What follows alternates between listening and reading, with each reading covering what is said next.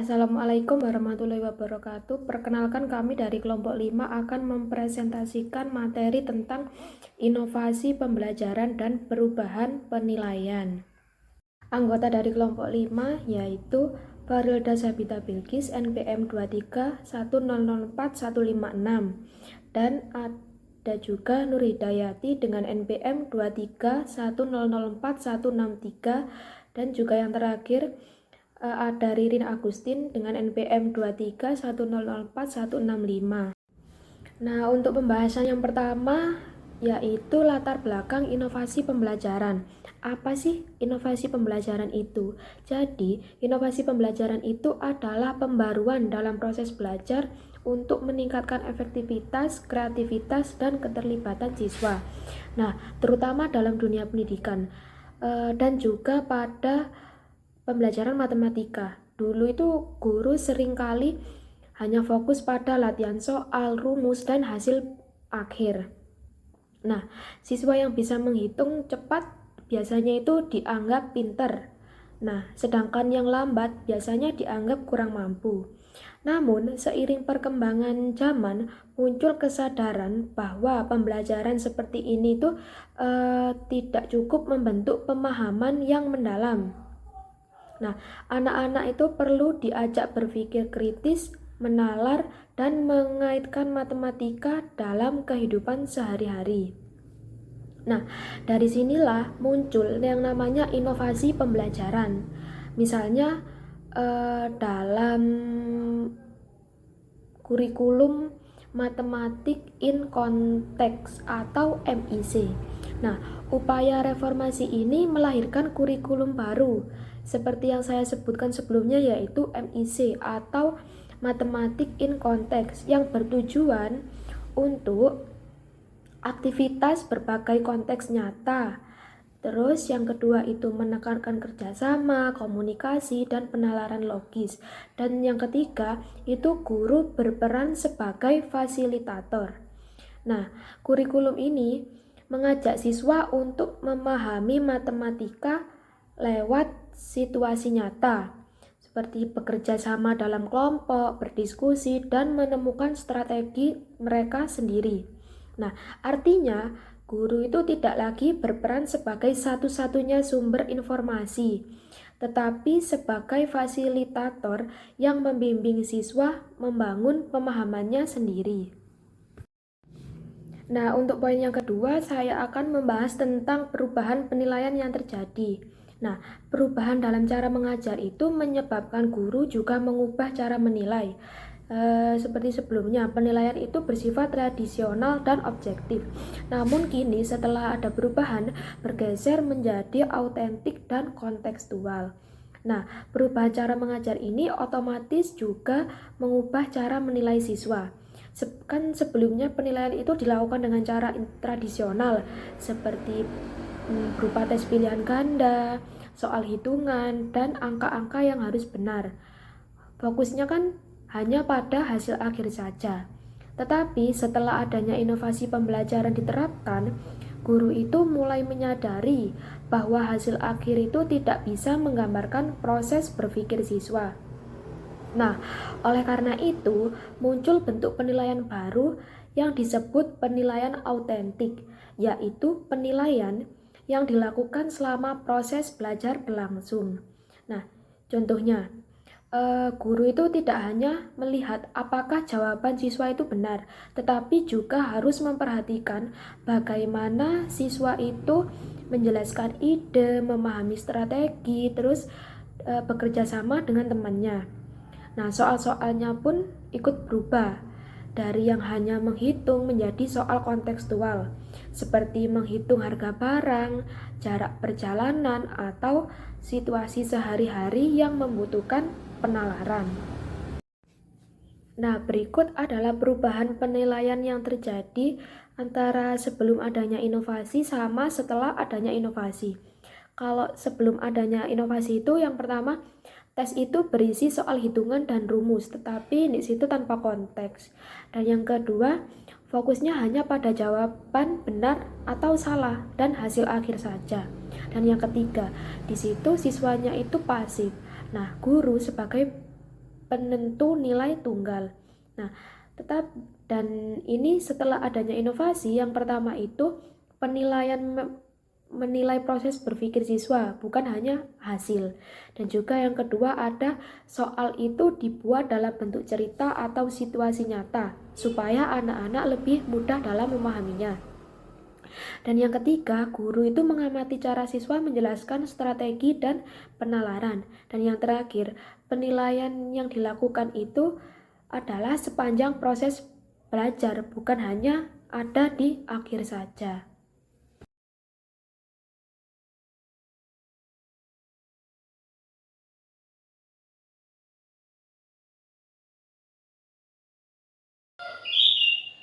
Saya Ririn Agustin dengan NPM 231004165.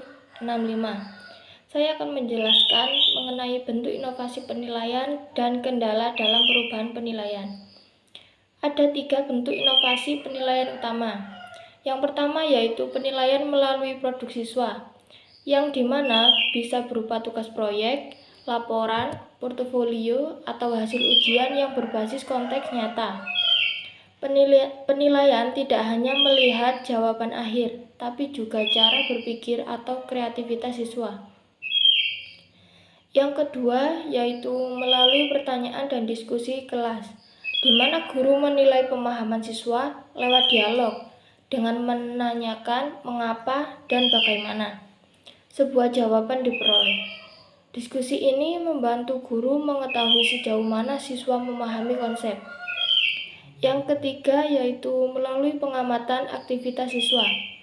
Guru memperhatikan bagaimana siswa bekerja sama, mengambil resiko, atau berusaha memahami masalah. Jadi, perilaku belajar siswa juga menjadi bahan penilaian. Selanjutnya yaitu kendala dalam perubahan penilaian. Yang pertama yaitu keterbatasan waktu, di mana guru sulit menilai seluruh proses siswa karena waktu belajar di kelas terbatas. Yang kedua yaitu orang tua dan siswa yang beranggapan bahwa nilai tinggi adalah ukuran keberhasilan, di mana mereka belum terbiasa dengan penilaian yang melihat proses belajar. Yang ketiga yaitu tekanan sistem rapor, di mana sekolah masih menuntut nilai dalam bentuk angka. Padahal guru ingin menilai secara deskriptif atau kualitatif. Yang keempat yaitu tidak semua siswa aktif dalam kelas, di mana siswa yang pendiam atau pemalu sering tidak teramati kemampuannya, sehingga guru perlu mencari cara lain untuk menilai secara adil. Yang terakhir yaitu kurangnya pelatihan dan dukungan sekolah, di mana tidak semua guru diberi kesempatan untuk belajar cara melakukan penilaian alternatif. Baik, di sini saya Nur Hidayati dengan NPM 231004163 akan menjelaskan tentang dampak inovasi terhadap praktik guru. Pada penjelasan sebelumnya telah dibahas mengenai kendala dalam perubahan penilaian, yang mana guru sering menghadapi tantangan dalam hal tersebut. Maka materi ini berkaitan dengan dampak inovasi terhadap praktik guru, karena inovasi dapat membantu guru beradaptasi dalam praktik mengajar dan menilai. Pentingnya inovasi dalam praktik guru. Inovasi dalam praktik guru sangat dibutuhkan agar proses pembelajaran tetap relevan dengan perkembangan zaman, kebutuhan peserta didik, serta perubahan kurikulum. Berikut penjelasan mengenai poin pentingnya inovasi dalam praktik guru. Yang pertama yaitu meningkatkan kualitas pembelajaran. Inovasi mendorong guru untuk memperbaiki metode dan strategi pembelajaran agar lebih menarik, interaktif, dan efektif. Dengan menerapkan beberapa model pembelajaran, guru dapat menciptakan suasana belajar yang aktif dan menyenangkan, sehingga dapat membantu siswa dalam memahami materi secara mendalam, bukan hanya sekadar menghafal, sehingga kualitas pembelajaran semakin meningkat. Yang kedua yaitu mendorong pembelajaran yang bermakna. karena guru dapat merancang kegiatan yang melibatkan pengalaman langsung, diskusi, atau observasi dengan siswa. Dengan cara ini, siswa tidak hanya memperoleh pengetahuan, tetapi juga memahami makna dan manfaat dari apa yang dipelajarinya, sehingga pembelajaran menjadi relevan dan berkesan. Yang ketiga yaitu menyesuaikan tuntutan kurikulum terbaru. Kurikulum terus berkembang untuk menyesuaikan dengan kebutuhan zaman, seperti halnya kurikulum Merdeka. Inovasi dapat membantu guru menyesuaikan metode, media, dan penilaian dengan arah kurikulum terbaru, sehingga proses pembelajaran tetap sesuai dengan tujuan pendidikan nasional dan kebutuhan peserta didik masa kini. Yang keempat yaitu mengembangkan kompetensi seperti berpikir kritis, kreativitas, kolaborasi, komunikasi. Dengan berinovasi, guru tidak hanya menumbuhkan kompetensi pada siswa, tetapi juga pada dirinya sendiri, sehingga guru menjadi lebih kreatif, adaptif, dan profesional dalam menghadapi tantangan pembelajaran di era digital saat ini. Selanjutnya yaitu dampak inovasi terhadap praktik guru. Yang pertama yaitu perubahan dalam strategi pembelajaran. Inovasi mendorong guru untuk meninggalkan pola pembelajaran tradisional yang berpusat pada guru, menuju pembelajaran yang berpusat pada siswa, sehingga guru dapat lebih banyak menerapkan model-model pembelajaran inovatif. Dengan strategi ini, siswa lebih aktif mencari informasi, berdiskusi, dan memecahkan masalah secara nyata, sehingga pembelajaran lebih dinamis, interaktif, dan relevan dengan kehidupan sehari-hari. Yang kedua yaitu peningkatan kompetensi guru. Dengan inovasi, guru terdorong untuk terus belajar dan mengembangkan diri, sehingga guru dapat memahami berbagai pendekatan teknologi serta metode evaluasi yang modern. Hal ini juga berdampak terhadap peningkatan 4 kompetensi guru, yaitu kompetensi pedagogik, profesional, sosial, dan kepribadian. Yang ketiga yaitu penggunaan teknologi pendidikan. Salah satu dampak paling nyata dari inovasi adalah integrasi teknologi dalam pembelajaran. Guru dapat memanfaatkan berbagai media dan platform digital seperti LMS, Google Classroom, Quizzes, Canva, ataupun media digital yang lain, sehingga memudahkan guru dalam menyampaikan materi, menilai hasil belajar, dan memberikan umpan balik secara tepat dan efisien kepada siswa. Yang keempat yaitu pendekatan penilaian yang lebih komprehensif. Inovasi juga berdampak pada sistem penilaian. Guru tidak hanya menilai dari segi kognitif melalui tes tertulis, tetapi juga dapat menilai melalui sikap, keterampilan, serta proses belajar siswa. Sehingga penilaian seperti proyek portofolio, observasi, dan presentasi, guru dapat memperoleh gambaran utuh tentang kemampuan siswa.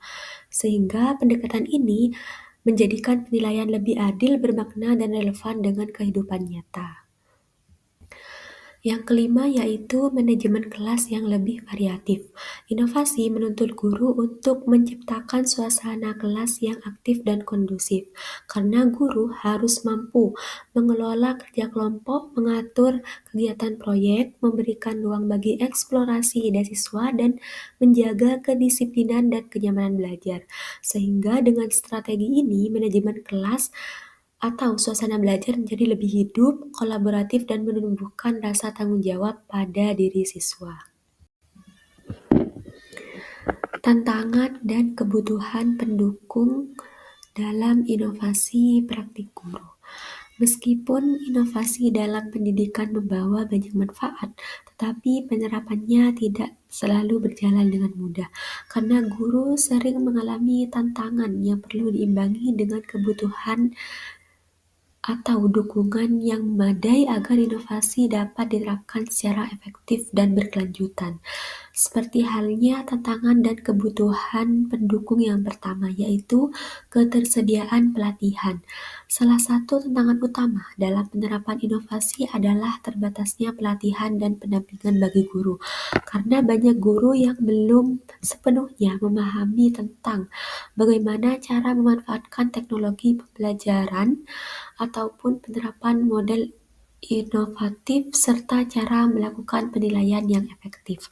Oleh karena itu, dibutuhkan program pelatihan yang berkelanjutan dan relevan agar guru memiliki kompetensi dan kepercayaan diri dalam menerapkan inovasinya.